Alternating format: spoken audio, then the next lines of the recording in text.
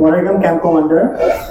তো আমি সর্বপ্রথমেই সম্মানিত অতিথিবৃন্দ ও উপস্থিত সুধীকে স্বাগত জানাচ্ছি এই ওয়েদারে আমরা যে এখানে একত্র হতে পেরেছি এজন্য। প্রথমেই আমি মহান আল্লাহ তাআলার কাছে কৃতজ্ঞতা জ্ঞাপন করছি, কেননা আজকে আমরা এই দিনটি পেয়েছি আপনারা, পুলিশ প্রশাসন, সাধারণ জনগণ, সিভিল প্রশাসনের একাগ্রতার কারণে আজকে আমরা একটি সুন্দর দিন পেয়েছি। এজন্য আমি মহান আল্লাহ তাআলার নিকট কৃতজ্ঞতা জ্ঞাপন করছি। আপনারা সকলেই জানেন যে গত 19শে জুলাই আমরা বাংলাদেশ সেনাবাহিনী মাঠ পর্যায়ে মোতায়েন হই এবং পুলিশ প্রশাসনের সাথে, সিভিল প্রশাসনের সাথে আমরা কাজ করে গেছি।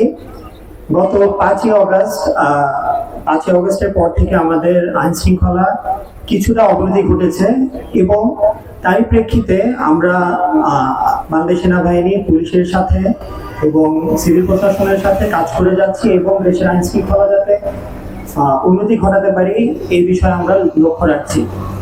আমরা প্রতিটি মানুষেরই প্রবলেম, সমস্যাগুলোর শুনছি এবং তা সমাধান করার চেষ্টা করছি।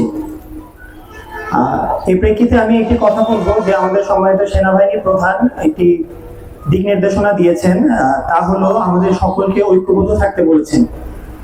ছাত্র সমাজ, আলেম সমাজ, সাধারণ জনগণ, পুলিশ প্রশাসন, সিভিল প্রশাসন, র্যাব, পুলিশ, আমরা যদি সকলে একত্রিতভাবে কাজ করতে পারি তাহলে আমরা একটি সুন্দর দেশ করতে পারবো।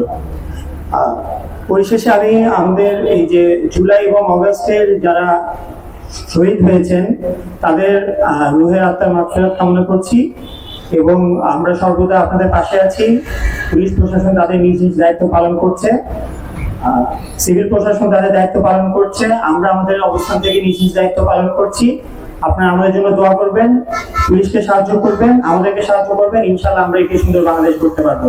এই আশাবাদ ব্যক্ত করে আমি আমার বক্তব্য এখানে শেষ করছি। ধন্যবাদ সবাইকে। আসসালামু আলাইকুম।